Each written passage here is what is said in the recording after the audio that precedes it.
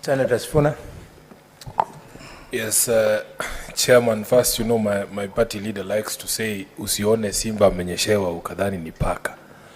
It is very difficult for me to relate the person who has appeared before the Senate today and the person that I have seen in the videos there, and certainly very difficult to relate you, Governor, to the picture that was painted by Council for the County Assembly during his opening statement. I was convinced that you are ready to invade Isiolo and to invade Tharaka Nithi and the neighboring counties. But so, Governor, the beauty with us is that we are politicians. There are certain political nuances that we will get that probably will escape the legal minds. And we want you to deal with us as your political colleagues. You have been a member of parliament. This chair has been a member of parliament for a long time. There is things we know between us, and you know what I'm talking about. But let me begin. The case has been laid out here that there were two impeachment motions. There was a first motion to which a court order was issued and it was stopped. In your testimony there, you have averred again that there was a court order that prevented you from attending the second impeachment. Governor, was there a court order for the second impeachment process? From the advice by my legal person is that because the first order was given and the case hearing was to be January, he advised me that it will be contempt of court. This was a second impeachment. You are saying your legal counsel advised you still not to appear for the second impeachment? Yes. It is also possible, Governor, that since you had seen, you yourself have testified that you knew that these people had already taken a position. It is okay to say that you decided not to go to those proceedings because you knew these MCAs had made up their minds. What we don't want to get a sense of, because we, as I said, we politicians pick up certain nuances. We know our own cleverness. So if we get the sense that you're being clever with us, it upsets us. So the second question, Governor, these appointments, you are aware that firefighting is a county government function. Yes. Firefighting is a county government function. So when you are asked and then you say that these people were going to be the ones making calls, in this area of Timau, what would you say would be the percentage number of people who have phones? Why would you need these two people to be the ones to call in case there are fires? What would you say? How many people in Timau don't have phones?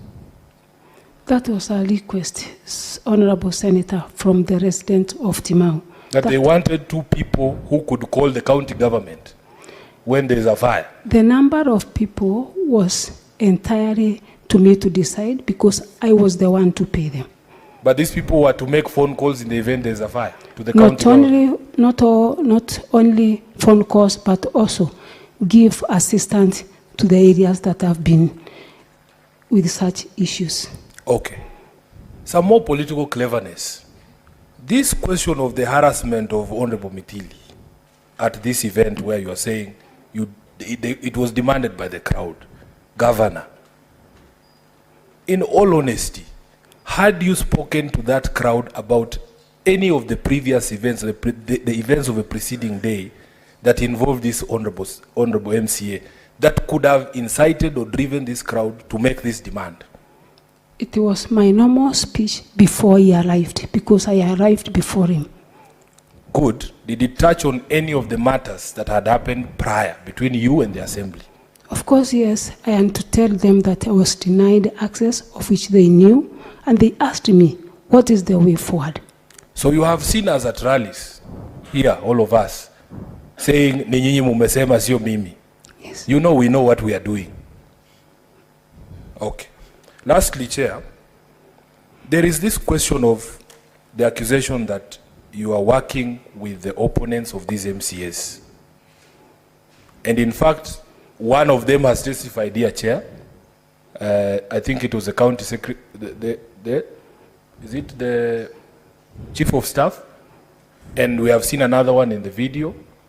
Do you not see that this could be a genesis for the bad blood between you and the MCAs? Doesn't matter if you call me. Doesn't matter if you call me, but if you also call Bishop Margaret Wanjiru, and you are the person who has become president, and you are giving her all this prominence, and don't you see as a politician that that could be the basis of sowing discord between me and you? Honorable Senator, the two people that I've been accused of working with have been my long-time friends. And because they have been my friends and they lost the election, am I supposed to abandon them in my meetings? So are you saying there are only those two? They have brought two of them. No, I'm not aware. the ones you're working with, Governor, are they only those two? So many of them. Of the ones who came number two? No, no, no. Those who came number two, only one.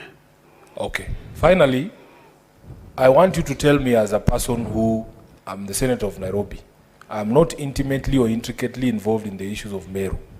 What is the one solution, because we have tried many, if applied by this Senate in the county of Meru, everything would work? Is it this ward fund? Is it your impeachment? Is it the dissolution of the assembly? In your view, as a leader elected in Meru, what is this one solution if applied by the Senate today? Meru would be up and running again. Thank you, Honorable Senator.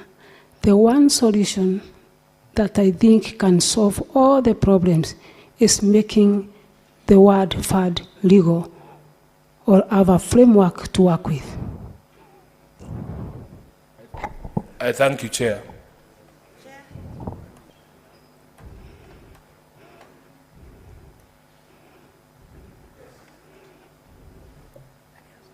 Chair, thank you. Thank you, Chair. Yes, thank you, Chair. Chair, because the Honorable Governor is a bishop,